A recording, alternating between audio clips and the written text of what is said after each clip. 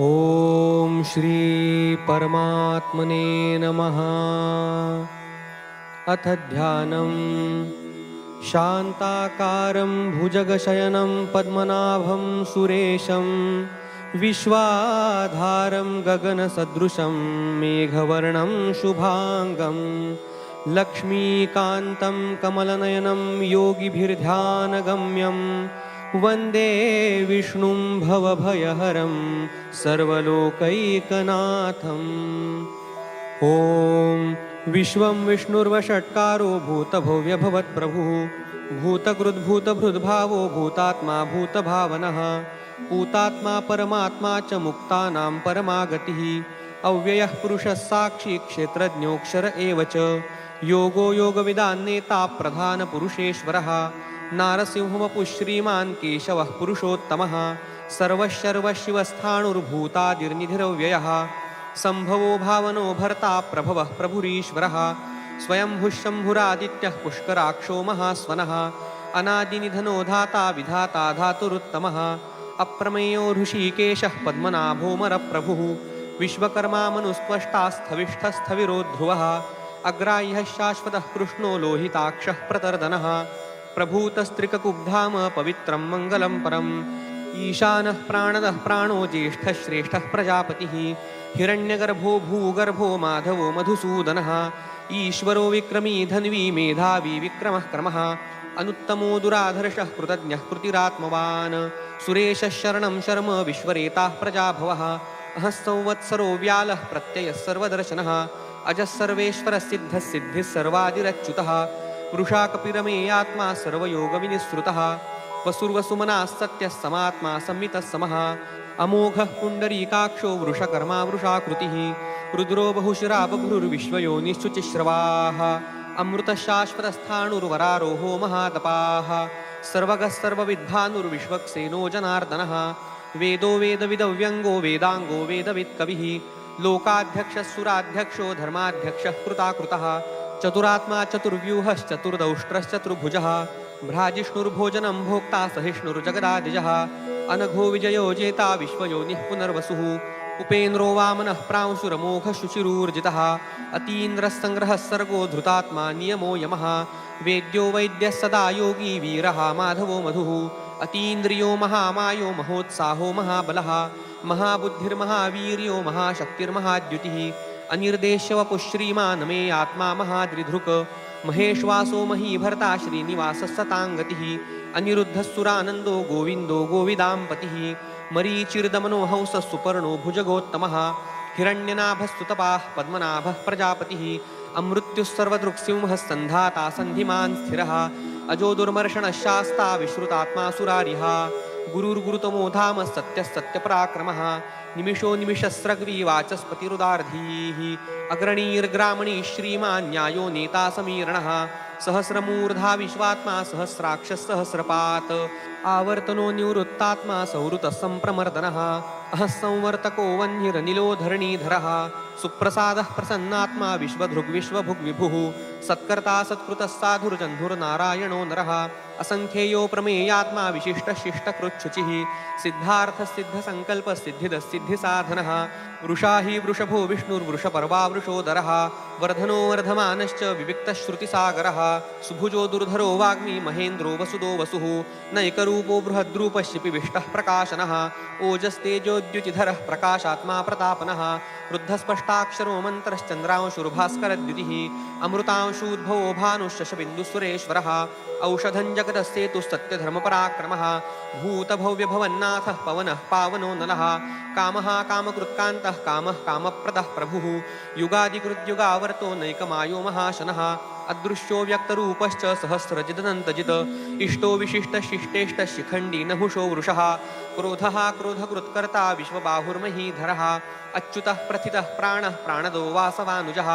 अपान्निधिरधिष्ठानमप्रमत्तः प्रतिष्ठितः स्कन्दस्कन्दधरो धुर्यो वरदो वायुवाहनः वासुदेवो बृहद्भानुरादिदेवः पुरन्दरः अशोकस्तारणस्तारः शूरः शौरीर्जनेश्वरः अनुकूलश्च तावरतः पद्मी पद्मनिभेक्षणः पद्मनाभोरविन्दाक्षः पद्मगर्भः शरीरभृत महर्धिरुद्धो वृद्धात्मा महाक्षो गरुडध्वजः अतुलशरभो भीमः समयज्ञो हविर्हरिः सर्वलक्षणलक्षण्यो लक्ष्मीवान् समितिञ्जयः विक्षरो रोहितो मार्गो हेतुर्दामोदरः सहः महीधरो महाभागो वेगवानमिताशनः उद्भवः क्षोभणो देवः श्रीगर्भः परमेश्वरः करणं कारणं कर्ता विकर्ता गहनो गुहः व्यवसायो व्यवस्थानः संस्थानस्थानदोध्रुवः परर्थिः परमस्पष्टस्तुष्टः पुष्टः शुभे क्षणः रामो विरामो विरजो मार्गो नेयो नयो नयः वीरः शक्तिमतां श्रेष्ठो धर्मो धर्मविदुत्तमः वैकुण्ठः पुरुषः प्राणः प्राणदः प्रणवः पृथुः हिरण्यगर्भः शत्रुघ्नो व्याप्तो वायुरधोक्षजः ऋतुः सुदर्शनः कालः परमेष्ठी परिग्रहः उग्रः संवत्सरो दक्षो विश्रामो विश्वदक्षिणः विस्तारस्थावरस्थाणुः प्रमाणं बीजमव्ययम् अर्थोऽनर्थो महाकोशो महाभोगो महाधनः अनिर्विण्णस्थविष्ठो भूर्धर्मयूपो महामखः नक्षत्रनेमिर्नक्षत्री क्षमः क्षामः समीहनः यज्ञ इज्जो महेज्यश्च क्रतुः सत्रं सताङ्गतिः सर्वदर्शी विमुक्तात्मा सर्वज्ञो ज्ञानमुत्तमं सुव्रतस्मुखः सूक्ष्मः सुघोषः सुखदः सुहृत् मनोहरोजितक्रोधो वीरबाहुर्विदारणः स्वापनस्ववशो व्यापी नैकात्मा नैककर्मकृत् वत्सरो वत्सलो वत्सी रत्नगर्भो धनेश्वरः धर्मगुब्धर्मकृद्धर्मी सदसत्क्षरमक्षरम् अविज्ञाता सहस्रांशुर्विधाता कृतलक्षणः गभस्तिनेमि सत्त्वस्थः सिंहो भूतमहेश्वरः आदिदेवो महादेवो देवेशो देवभृद्गुरुः उत्तरो गोपतिर्गोप्ता ज्ञानगम्यः पुरातनः शरीरभूतभृद्भोक्ता कपीन्द्रो भूरिदक्षिणः सोमपोमृतपस्सोमः पुरुजित्पुरुषत्तमः विनयो जयस्तत्यसन्धो दाशार्हः सात्वतां पतिः जीवो विनयिता साक्षी मुकुन्दो मितविक्रमः अम्भो निधिरनन्तात्मा महोदधिशयोऽन्तकः अजो महार्हस्वाभाव्यो जितामित्रः प्रमोदनः आनन्दो नन्दनो नन्दस्तत्यधर्मात्रिविक्रमः महर्षिः कपिलाचार्यः कृतज्ञो मेदिनीपतिः त्रिपदस्त्रिदशाध्यक्षो महाशृङ्गः कृतान्तकृत महावराहो गोविन्दसुषेणः कनकाङ्गदी गुह्यो गभीरो गहनो गुप्तश्चक्रगदाधरः वेधास्वाङ्गोजितः कृष्णो दृढसङ्कर्षणोच्युतः वरुणो वारुणो वृक्षः पुष्कराक्षो महामनाः भगवान् भगः नन्दी वनमाली हलायुधः आदित्यो ज्योतिरादित्यः सहिष्णुर्गतिसत्तमः सुधन्वाखण्डपरशुर्दारुणोद्रविणप्रदः दिवस्पृक् सर्वदृग्व्यासो वाचस्पतिरयो निजः त्रिसामासामगः साम निर्वाणं भेषजं भिषक सन्न्यासकृच्छमशान्तो निष्ठा शान्तिः परायणं शुभाङ्गः शान्तिनस्त्रष्टा कुमुदः कुवलेशयः गोहितो गोपतिर्गोप्ता वृषभाक्षो वृषप्रियः अनिवर्ती निवृत्तात्मा संक्षेप्ताक्षेमकृच्छिवः श्रीवत्सवक्षा श्रीवास श्रीपतिः श्रीमतां वरः श्रीधः श्रीश श्रीनिवास श्रीनिधि श्रीविभावनः श्रीधर श्रीकर श्रेय श्रीमां लोकत्रयाश्रयः स्वक्षस्वङ्गशतानन्दो नन्दिर्ज्योतिर्गणेश्वरः विजितात्मा विधेयात्मा सत्कीर्तिश्छिन्न संशयः उदीर्णः सर्वतश्चक्षुरनीशः शाश्वतस्थिरः भूषयो भूषणो भूतिर्विशोकशोकनाशनः अर्चिष्मान् रचितः कुम्भो विशुद्धात्मा विशोधनः अनिरुद्धो प्रतिरथः प्रद्युम्नो मितविक्रमः कालनेमिनिः वीरः शौरिः शूरजनेश्वरः त्रिलोकात्मा त्रिलोकेशः केशवः केशिहा हरिः कामदेवः कामपालः कामी कान्तः कृतागमः अनिर्देश्यवपुर्विष्णुर्वीरोऽनन्तो धनञ्जयः ब्रह्मण्यो ब्रह्मकृद्ब्रह्मा ब्रह्म ब्रह्मविवर्धनः ब्रह्मविद्ब्राह्मणो ब्रह्मी ब्रह्मज्ञो ब्राह्मणप्रियः महाक्रमो महाकर्मा महातेजा महोरगः महाक्रतुर्महायज्वा महायज्ञो महाहविः स्तव्यस्तवप्रियस्तोत्रं स्तुतिस्तोतारणप्रियः पूर्णः पूरयिता पुण्यः पुण्यकीर्तिर्नामयः मनोजवस्तीर्थकरो वसुरेता वसुप्रदः वसुप्रदो वासुदेवो वसुर्वसुमना हविः सद्गतिस्तत्कृतिस्तत्ता सद्भूतिस्तत्परायणः शूरसेनो यदुश्रेष्ठः सन्निवासस्सु यामुनः भूता वासो वासुदेवः सर्वासु निलयो नलः दर्पः दर्पदो दृप्तो दुर्धरोऽथा पराजितः विश्वमूर्तिर्महामूर्तिर्दीप्तमूर्तिरमूर्तिमान् अनेकमूर्तिरव्यक्तशतमूर्तिशताननः एकोनैकस्सवः कः किं यत्तत्पदमनुत्तमं लोकबन्धुर्लोकनाथो माधवो भक्तवत्सलः सुवर्णवर्णो हेमाङ्गो वराङ्गश्चन्दनाङ्गदी वीरः विषमशून्यो घृताशीरचलश्चलः अमानीमानदो मान्यो लोकस्वामी त्रिलोकधृक् सुमेधा मेधजो धन्यः सत्यमेधाधराधरः तेजो वृषोद्युतिधरः सर्वशस्त्रभृतां वरः प्रग्रहो निग्रहो व्यग्रो नैकशृङ्गो गदाग्रजः चतुर्मूर्तिश्चतुर्बाहुश्चतुर्व्यूहश्चतुर्गतिः चतुरात्मा चतुर्भावश्चतुर्वेदविदेकपात् समावर्तो निवृत्तात्मा दुर्जयो दुरतिक्रमः दुर्लभो दुर्गमो दुर्गो दुरावासो दुरारिः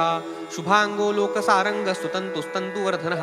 इन्द्रकर्मा महाकर्मा कृतकर्मा कृतागमः उद्भवः सुन्दरः सुन्दो रत्ननाभः सुलोचनः अर्को वाजसनशृङ्गी जयन्तः सर्वविजयी सुवर्णबिन्दुरक्षोभ्यः सर्ववागीश्वरेश्वरः महारथो महागर्तो महाभूतो महानिधिः कुमुदः कुन्दरः कुन्दः पर्जन्यः पावनो निलः अमृताशोऽमृतवपुः सर्वज्ञः सर्वतोमुखः सुलभः सुव्रतसिद्धश्चतुर्जिच्छत्रुतापनः न्यग्रोधोदुम्बरोऽश्वत्थश्चाणूरान्ध्रनिषूदनः सहस्रार्चिसप्तजिह्वः सप्तैधाः सप्तवाहनः अमूर्तिरनघोचिन्त्यो भयकृद्भयनाशनः अणुर्बृहत्कृशस्थूलो गुणभृन्निर्गुणो महान् अधृतस्वधृतस्वास्यः प्राग्वंशो वंशवर्धनः भारभृत्कथितो योगी योगीशः सर्वकामदः आश्रमश्रमणः क्षामः सुपर्णो वायुवाहनः धनुर्धरो धनुर्वेदो दण्डो दमयिता दमः अपराजितः सर्वसहो नियन्ता नियमो यमः सत्त्ववान् सात्विकः सत्यः सत्यधर्मपरायणः अभिप्रायः प्रियार्होर्हः प्रियकृत्प्रीतिवर्धनः विहाय सगतिर्ज्योतिः सुरुचिरुहुतभुग्विभुः रविर्विरोचनः सूर्यः सविता रविलोचनः अनन्तो हुतभुग्भोक्ता सुखदो नैकजोग्रजः अनिर्विण्णः सदामर्षि लोकाधिष्ठानमद्भुतः सनातनतमः कपिलः कपिरव्ययः स्वस्तिदः स्वस्तिकृत् स्वस्ति स्वस्ति भुक् स्वस्ति दक्षिणः अरौद्रः कुण्डली चक्री विक्रम्यूर्जितशासनः शब्दातिगः शब्दसः शिशिरः शर्वरीकरः अक्रूरः पेशलो दक्षो दक्षिणः क्षमिणां वरः विद्वत्तमो वीतभयः पुण्यश्रवणकीर्तनः उत्तारणो दुष्कृतिः पुण्यो दुःस्वप्ननाशनः वीरः रक्षणः सन्तो जीवनः पर्यवस्थितः अनन्तरूपोऽनन्तः श्रीर्जितमन्युर्भयापहः चतुरस्रो गभीरात्मा विदिशो व्यादिशो दिशः अनादिर्भूर्भुवो लक्ष्मीः सुवीरो रुचिराङ्गदः जननो जनजन्मादिर्भीमो भीमपराक्रमः आधारनिलयो धाता पुष्पहासः प्रजागरः ऊर्ध्वगस्तत्पथाचारः प्राणदः प्रणवः पणः प्रमाणं प्राणनिलयः प्राणभृत्प्राणजीवनः तत्त्वं तत्त्वविदेकात्मा जन्ममृत्युजरातिगः भूर्भुवस्वस्तरुस्तारस्तविता प्रपितामहः यज्ञो यज्ञपतिर्यज्वा यज्ञाङ्गो यज्ञवाहनः यज्ञभृद्यज्ञकृद्यज्ञे यज्ञभुग्यज्ञसाधनः यज्ञान्तकृद्यज्ञगुह्यमन्नमन्नाद एव च आत्मयोनिस्वयं जातो वैखानः सामगायनः देवकीनन्दनः स्रष्टा क्षितीशः पापनाशनः शङ्खभृन्नन्दकी चक्री शार्ङ्गधन्वागदाधरः रथाङ्गपाणिरक्षोभ्यः सर्वप्रहरणायुध ॐ नम इति नमोऽस्त्वनन्ताय सहस्रमूर्तये सहस्रपादाक्षिशिरोरुबाहवे सहस्रनाम्ने पुरुषाय शाश्वते सहस्रकोटियुगधारिणे नमः ॐ श्रीविष्णवे नमः।